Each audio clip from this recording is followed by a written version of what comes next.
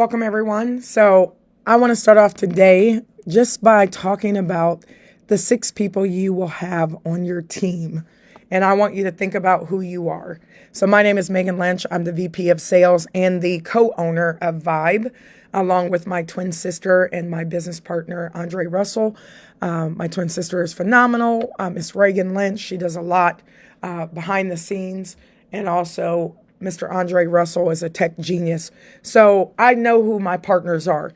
Do you know who your partners are? So these are the people you're going to have on your team. Number one, you're going to have quitters. You're going to have active people. You're going to have players. You're going to have workers. You're going to have leaders, and you're going to have studs on your team. The question is, who are you? Now, by these definitions, you'll understand that a quitter is somebody who quits within 48 hours to 3 weeks of joining any business. That's why my focus is always to pre-launch for as long as possible so I can figure out who the quitters are. I can figure out who the players are, the workers are. But my goal is also in pre-launch to make sure that people can pre-build for at least 30 days before we go into a company, before we launch into a company, so that the day that they sign up is the day that they could potentially get paid. I know that for me, in 24 to 72 hours, I like to get a new person having some kind of phenomenal experience. You should introduce your new people to a leader just in case you get busy. You should introduce them to the launch system so that they can get their business off the ground. So I do that during pre-launch. Quitters, I know they're going to quit within 3 weeks of the business. They make excuses. They're unreliable. They don't have the stamina to keep going, right? 1 week passes and they're like, oh, this is too much work. 30 days passes and they're like, oh man, this doesn't work. But they'll work a job for 40 hours for 40 years and retire broke. I want you to understand, quitters always join. They always joins but does nothing. They usually do the most complaining. Always complaining. Stay complaining. These are some people you're going to have in your business. So just recognize them when they show up and don't get upset. Don't get frustrated. You're also going to have active people in your business. They're actively getting on your nerves. They are actively asking a whole bunch of questions that really, honestly, they shouldn't be asking because they should be working. Well, so when's the company going to launch? Well, it's already been 30 plus days. And when are we going to get off the ground? Well, why is this? And how does it? Actively asking a bunch of questions. Does a lot of reading about how to get started, but rarely does the basics. Always getting ready to get ready to get ready to get ready. Busy being busy, busybody, minds everyone's business but their own. A lot of ideas with no execution. Always has suggestions, but very few signups because they are busy micromanaging everyone else's business. You're going to have these people in your business. I'm going to tell you how to deal with these people, though, right? When you're dealing with quitters, you just have to get new blood. When you're dealing with those busybodies, give them something to do because they're probably not going to sign up a lot of people anyway. So just keep them busy being busy because that's what they like to do. Give them productive things to do, though, that'll help you and the other leaders get to the next level. You're going to have players, shiny object syndrome. They're always trying to get into something else. They might sign up 2 to 3 people, but they expect to get rich barely doing the basics. Always in and out of the business, sometimes on calls, sometimes plugged in, sometimes working the business, sometimes working other businesses. Always has another business Zoom to attend. Oh, I can't get on because I got another network marketing business to get on.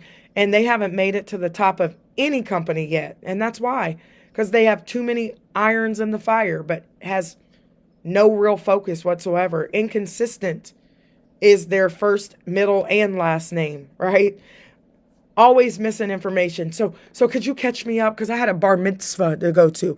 I had a Wednesday Bible study to go to. Nothing wrong with going to Bible study, but you in there praying for a miracle and you ain't working your business. They ask a lot of unnecessary questions. They're lost most of the time. These are the players, right? They try to play 2 houses. You guys know, you met these people. They got a husband and a mister. They got a wife and a mistress, and they think they can build 2 houses. Well, you can't build 2 houses if you're not taking care of the first house that you got into. So we're going to have these people, shiny object syndrome, always looking for the next best thing. And what they need to do is stay focused. Number 4, you're going to run into some workers, though. This is the exciting part. Once you Figure out that you got a lot of quitters. You got a lot of players. You have a lot of people who are just busy being busy. Once you realize that you have those people in your business, you have a lot of actively, moving around people who are going nowhere most of the time. You're going to run into some workers. Signs up 5 to 10 people, but always working. On the calls, plugged in 100% of the time, valuable to the team. They do things. They might be the co-host. They may say, hey, let me post the call for you. Always looking to serve the team, right? Will eventually develop into a leader. They're coachable and teachable, willing to learn, action takers, not perfect, but can lead and follow the leader without hesitation. You want a lot of these people on your team because guess what? They're going to grow into leaders. They're going to grow into people who sign up 15 or more people. Gets on every call no matter what's going on. Does some of the presentations and trainings. Learning to master the 3-way call. Does team huddles every week. Even if people don't show up, they show up. Consistency has become their focus, and they work their business like a 9 to 5. They put a lot of energy into it, just like it's a job, and so they can turn into studs, right? A stud will say, listen, if you think it's a scam, I still get paid. If you think that it's too good to be true, I still get paid. If you join me, we both get paid. If you don't join me, I still get paid. Studs don't care either way. They're looking for other people just like them. They know that 95% of the world are employees. 95% of the world have a minimum wage mindset, but an unrealistic millionaire dream, right? Constantly, studs are recruiting new blood. They're always looking for new people. They're passionate, but keeps a level head, right? Non-emotional, but they do show emotion. They will snap off on you in a heartbeat. They will require that you elevate if you're going to be in their space. They are allergic to excuses. Always plugged into everything. Works the business from ain't to faint, day and night, no matter what. Focused on 5 to 10,000 a month the first week. They're goal setters. They're dream chasers. They're not product lovers. They're focused on their hopes and dreams. So who are you in this business? Are you a quitter? Are you active? Are you a player? Are you a worker? Are you a leader? Are you a stud? And you'll know based on where you are in the business. Workers, leaders, and studs stay in recruitment mode all the time. They're always looking for new blood. It's exciting to bring in new people. It keeps your energy boiling. It's not hard to get people in a business. It's hard to keep them focused when they get in the business. Or are you in management mode? Are you like, oh, my team, they're just not showing up. I just don't know. I'm probably going to lose them. That's management mode. If you get in management mode, you're going to start complaining about the reps, the people in your business. And once you start complaining about them and what they're not doing, you're going to start complaining about what the company's not doing for you and your reps. And guess what? You're going to be out of business before you can blink an eye. So guess what you need to do? Get your business off the ground. Launch your business.